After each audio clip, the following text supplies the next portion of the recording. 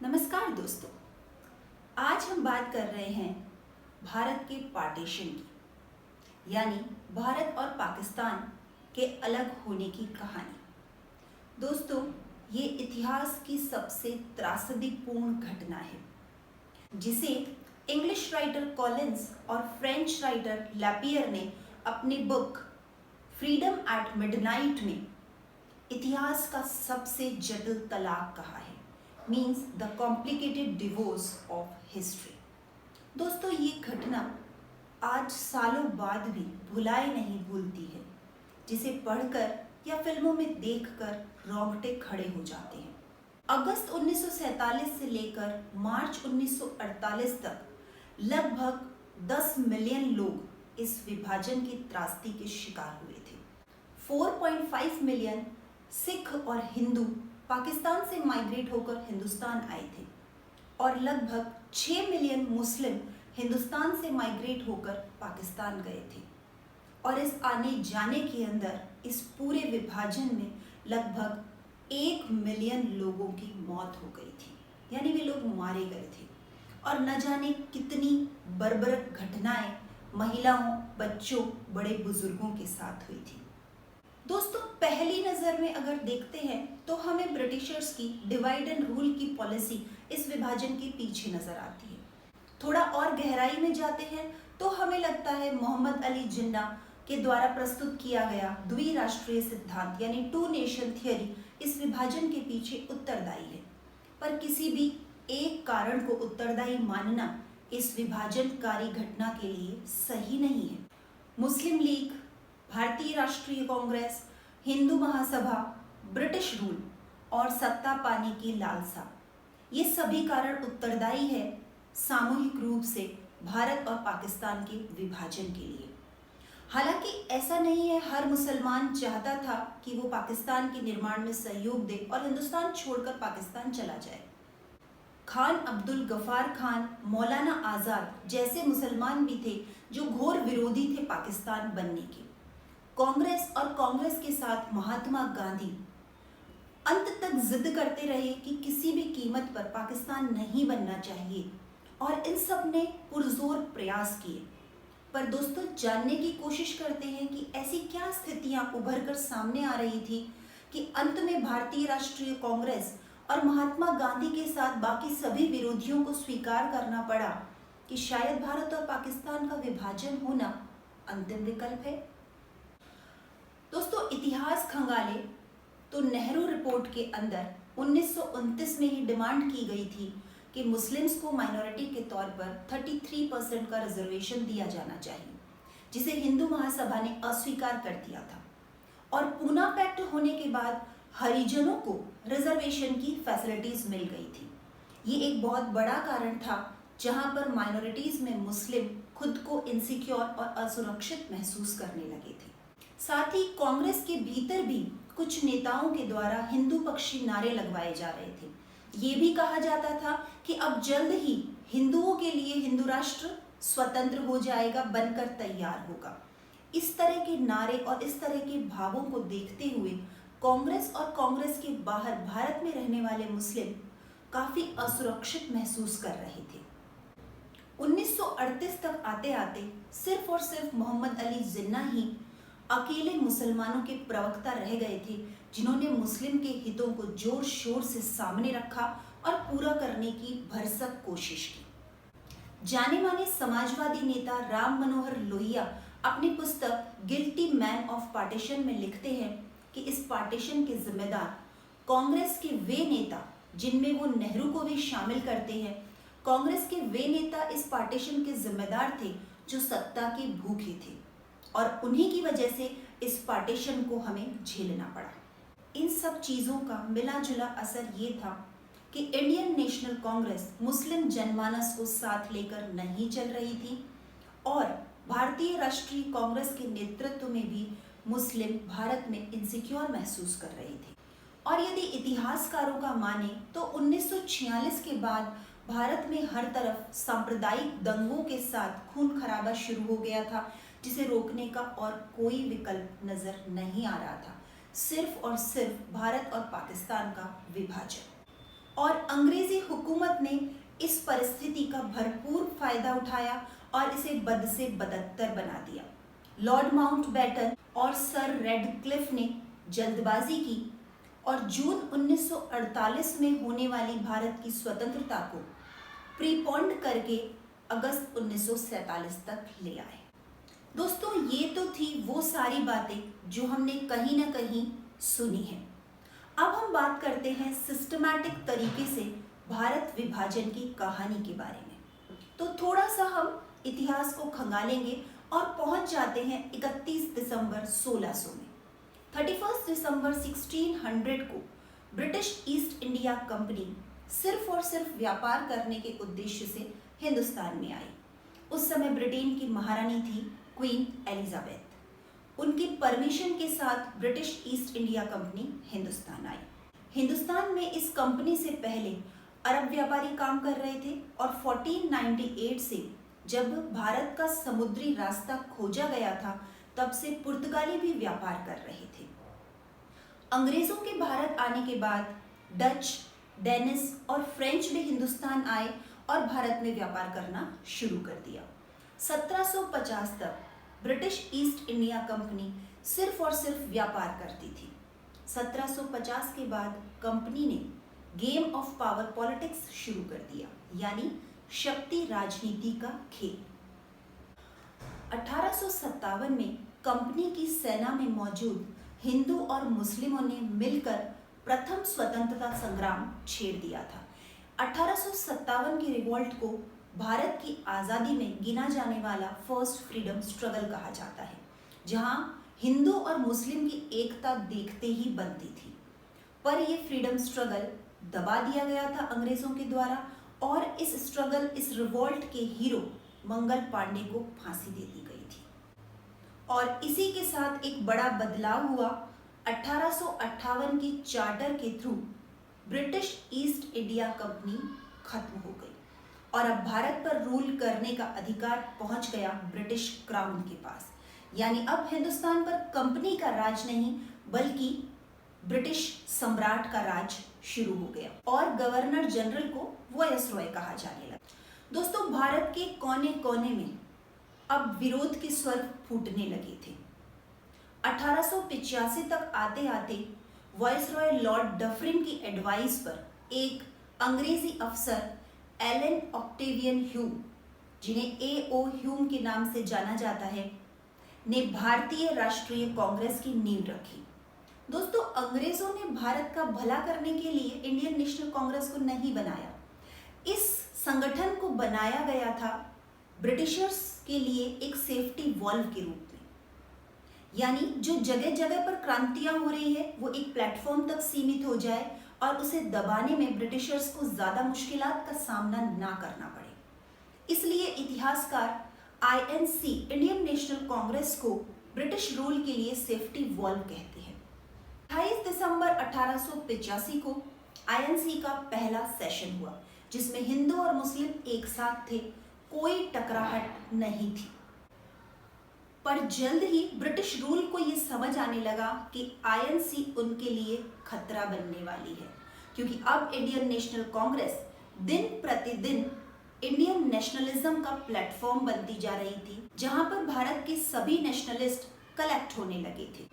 इस आने वाले खतरे से बचने के लिए लॉर्ड डफरिन ने एंटी कांग्रेस लॉबिंग शुरू कर दी और भारत के कुछ प्रभावशाली लोगों से मिलना शुरू कर दिया, जिनमें से एक व्यक्तित्व है सर सैयद अहमद खान, जिन्हें ब्रिटिशर्स ने इस बात के लिए राजी कर लिया कि वे कांग्रेस के खिलाफ बात करें और भारत के मुसलमानों को असुरक्षित महसूस करवाए।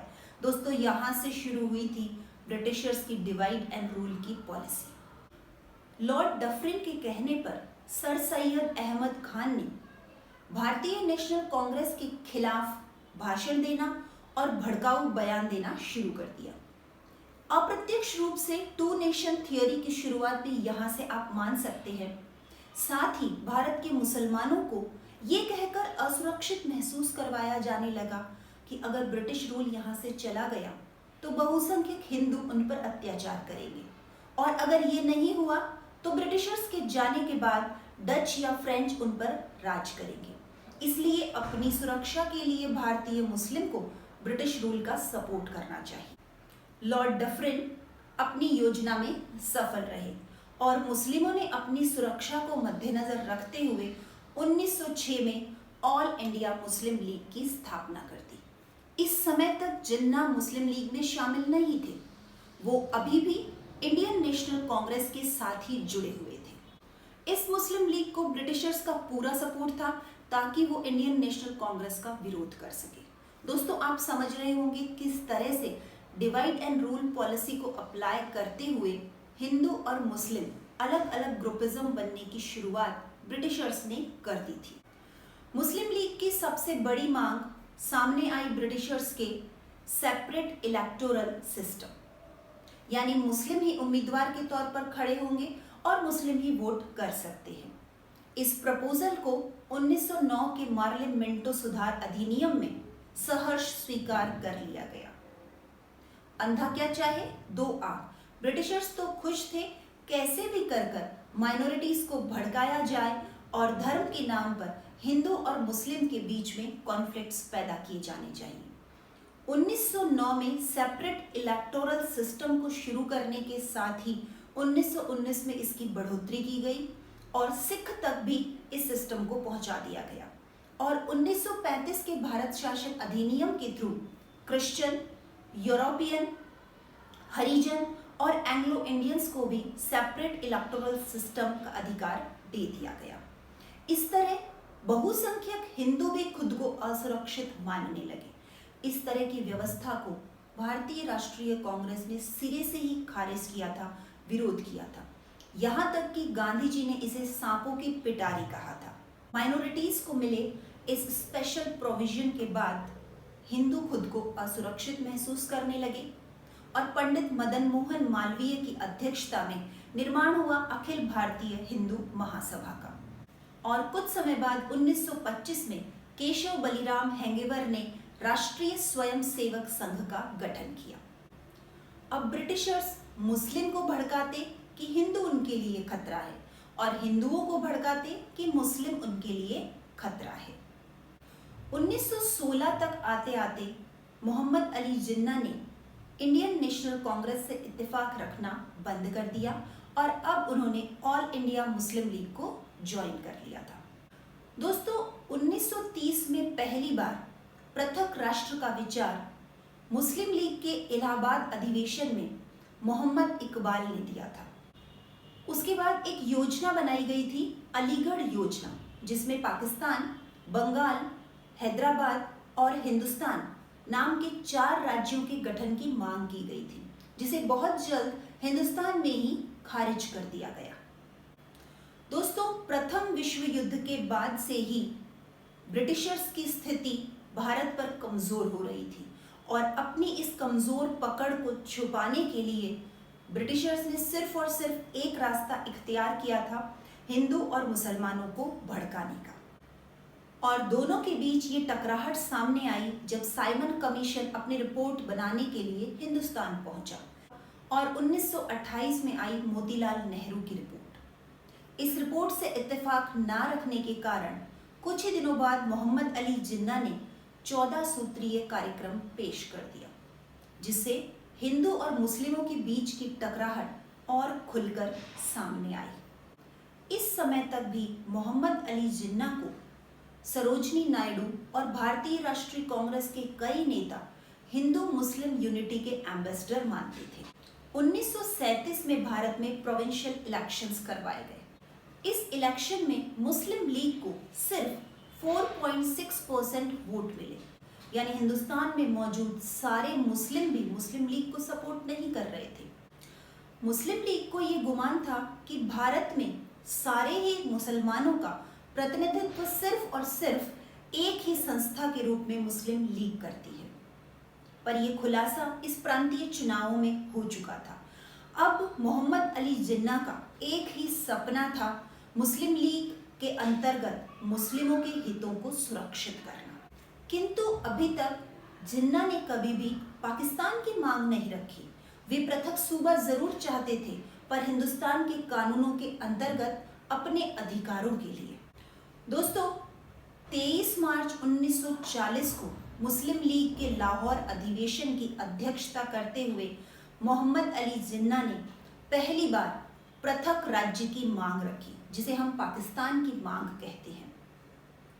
पाकिस्तान शब्द का जन्म 1933 में कैम्ब्रिज यूनिवर्सिटी में पढ़ने वाले चौधरी रहमत अली ने किया था, जिन्होंने नाउ और नेवर के नाम से एक पैम्फलेट प्रकाशित किया था, जिसमें वो पाकिस्तान के निर्माण की बात करते हैं। 1933 में रहमत अली के इस विचार को मोहम्मद अली जिन्ना ने सिर्फ और सिर्फ कपोल कल्पना कहा था।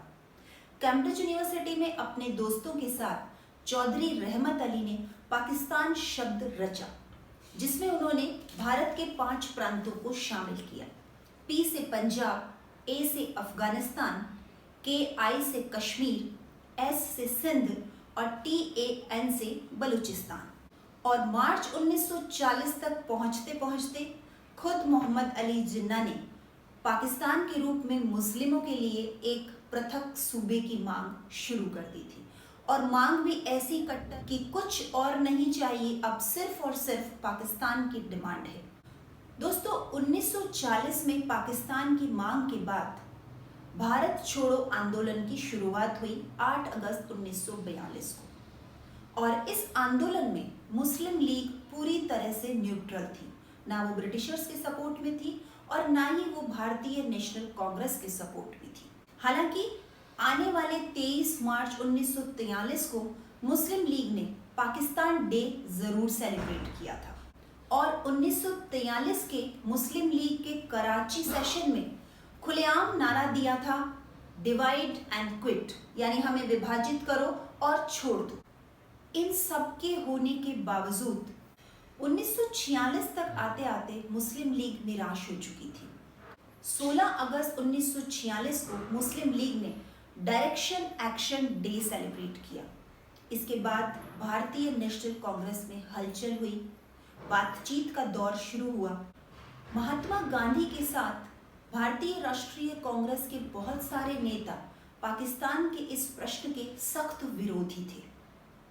यहाँ तक कि मोहम्मद अली जिन्ना को स्वतंत्र भारत के प्रधानमंत्री का पद भी ऑफर कर दिया गया था, पर जिन्ना साहब इस पर भी राजी नहीं हुए। अब पूरे हिंदुस्तान में सांप्रदायिक दंगे भड़क उठे थे। कुछ हफ्ते में ही लाखों लोग मारे जाने लगे। इस खून खराबे को रोकने के लिए भारतीय राष्ट्रीय कांग्रेस के पास अब कोई विकल्प नहीं बचा था। इसलिए बेमन से आईएनसी ने पाकिस्तान के इस मसले को स्वीकार कर लिया, और अब भारत पाकिस्तान का विभाजन होना तय हो गया था। दोस्तों, पाकिस्तान की मांग हिंदुस्तान के सारे मुसलमान कभी नहीं चाहते थे। उस दौर में भी मुस्लिम 2 भागों में बटे हुए थे। एक वे मुस्लिम जो मुस्लिम लीग से जुड़े हुए थे और जिनकी मांग थी पाकिस्तान का एक पृथक राज्य के रूप में निर्माण होना, और कुछ मुस्लिम ऐसे थे जो नेशनलिस्ट थे और इंडियन नेशनल कांग्रेस के साथ जुड़े हुए थे, जो विभाजन के बाद भी हिंदुस्तान में ही रहे। और मुस्लिम लीग से जुड़े मुसलमानों का एक हिस्सा पूर्वी पाक यानी बांग्लादेश चला गया, और बाकी मुस्लिम लीग से जुड़े मुसलमान पाकिस्तान चले गए थे। दोस्तों, ये तो स्थिति थी हिंदुस्तान में उस समय हिंदुओं और मुस्लिमों के बीच की, जिनके बीच की टकराहट को बढ़ाने और भड़काने का काम बखूबी तरीके से ब्रिटिश रूल ने किया था। अब ब्रिटिश ऑफिसर्स की तरफ से भारत के विभाजन को देखते हैं। सबसे पहले मैं बात करती हूँ लॉर्ड वेवल के बारे में, जो कि 1943 से फरवरी 1947 तक भारत के वायसरॉय थे। दोस्तों, आपको जानकर आश्चर्य होगा कि वायसरॉय लॉर्ड वेवल कभी भी भारत का विभाजन नहीं चाहते थे।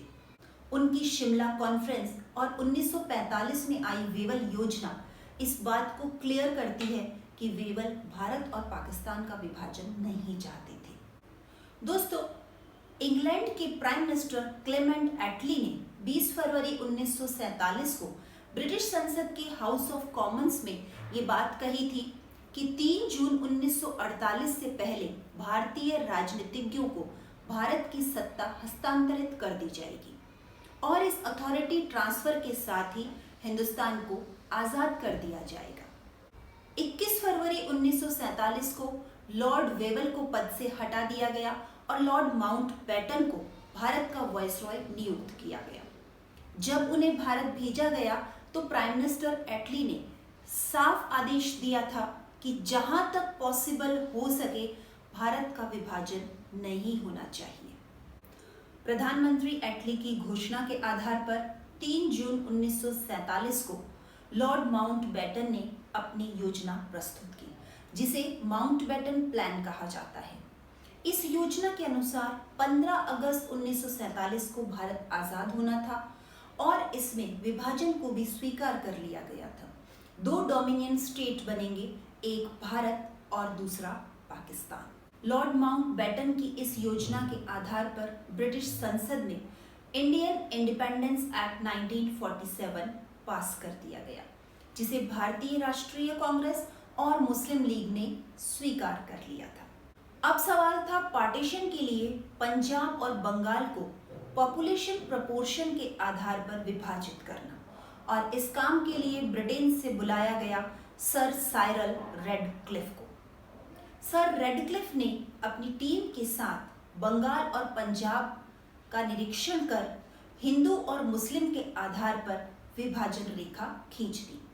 इस तरह रेडक्लिफ लाइन के साथ भारत और पाकिस्तान के बीच पार्टीशन की लाइन भी खींच गई थी। दोस्तों, इस तरह 14 अगस्त 1947 को Baluchistan, Sindh, east west frontier province, east Bengal और वेस्ट पंजाब को लेकर पाकिस्तान का निर्माण हो गया और 15 अगस्त 1947 को इस विभाजन के साथ ही हिंदुस्तान स्वतंत्र हो गया। 21 जून 1948 तक लॉर्ड माउंटबेटन ही भारत के गवर्नर जनरल रहे। स्वतंत्र भारत के प्रथम प्रधानमंत्री पंडित जवाहरलाल नेहरू बने, जिन्हें अंतरिम प्रधानमंत्री के रूप में सितंबर 1946 में ही नियुक्त कर दिया गया था और 14 अगस्त 1947 को बने नए प्रांत पाकिस्तान के गवर्नर जनरल मोहम्मद अली जिन्ना बनाए गए और वहां के प्रधानमंत्री लियाकत अली खान बने। 22 जून 1948 को ब्रिटिश सम्राट ने एम्परर ऑफ इंडिया का टाइटल भी छोड़ दिया और इस तरह पूरी तरह से हिंदुस्तान अंग्रेजों की गुलामी से आजाद हो गया। दोस्तों, हिंदुस्तान आजाद हो गया, पर एक ऐसे घाव के साथ, एक ऐसे नासूर के साथ जो था विभाजन, जिसे हम कभी नहीं भूल सकते। पर अगर इतिहासकारों की माने तो उनके हिसाब से उस समय होने वाले सांप्रदायिक दंगे सिर्फ और सिर्फ विभाजन का ही विकल्प हमारे सामने रख रहे थे।